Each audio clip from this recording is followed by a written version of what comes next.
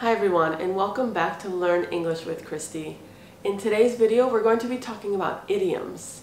So if you're somebody that wants to improve on their vocabulary, especially in an informal setting, then this is the video for you. So if you're ready, let's go ahead and begin.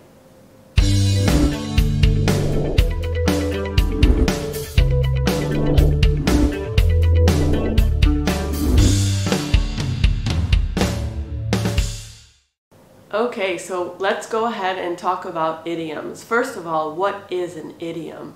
An idiom is a group of words that are trying to describe or talk about something, but it's not actually in the literal sense. So this can be so confusing for learners. We are going to be covering 10 different idioms in today's video. There are many more idioms, but a lot of them are really dated or just not used very frequently. So I'm just going to talk about 10 that I actually do use on a regular basis. The first idiom that I'll talk about is called running out of steam. And running out of steam just means that you suddenly get tired or you're losing interest in what you're doing at that moment. So we can use this idiom in any context, and it can also be mentally tired or physically tired.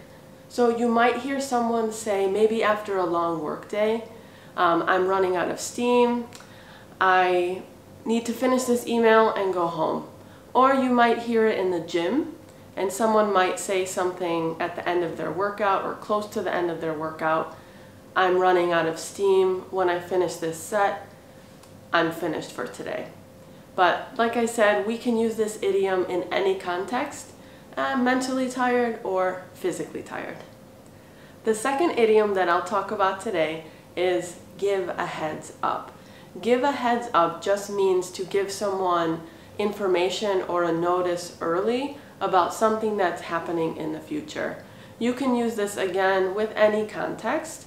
You might hear a teacher say it to their students, maybe about an exam, like, hey students, as a heads up, you will be having an exam next week or in 2 weeks. So just giving the students knowledge about what's coming. But it can also be a friend to a friend.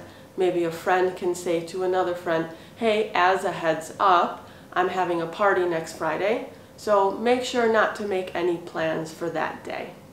So you can see it can be used anywhere, in any context.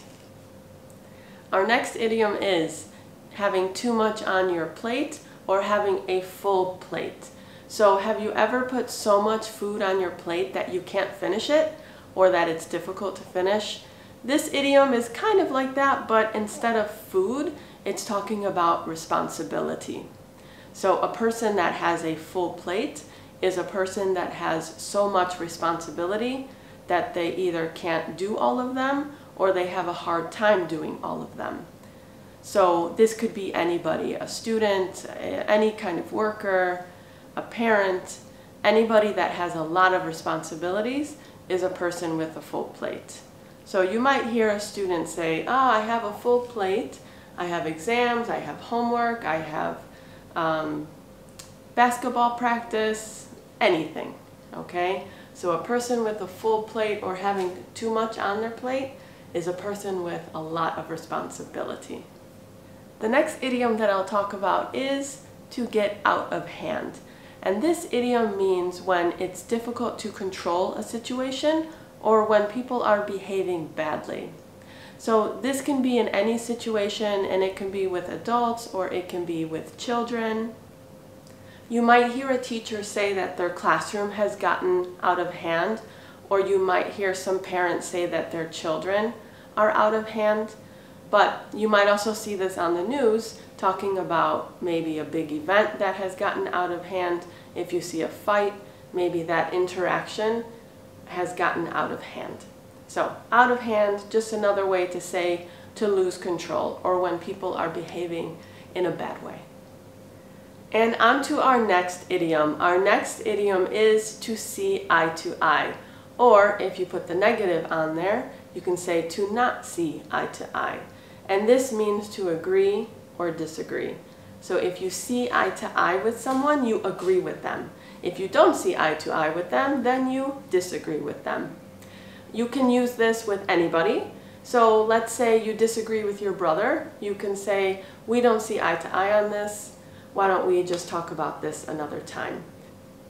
Or maybe you agree on everything with your friend. So you can say to your friend, we are seeing eye to eye on this. I'm so glad that we agree on everything. So we can use this both in the positive way, to see eye to eye, or if you disagree, you can say to not see eye to eye. Okay, moving on to our next idiom. Our next idiom is, the ball is in your court. So this is kind of a basketball reference, but it actually has nothing to do with basketball. It just is saying that the decision is now yours.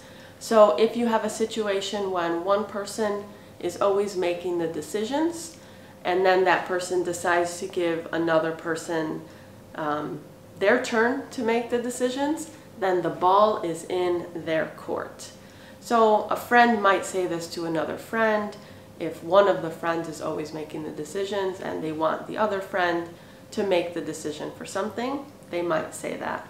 Or let's say there's two people planning an event. One person has kind of taken the lead and has made the decisions for everything.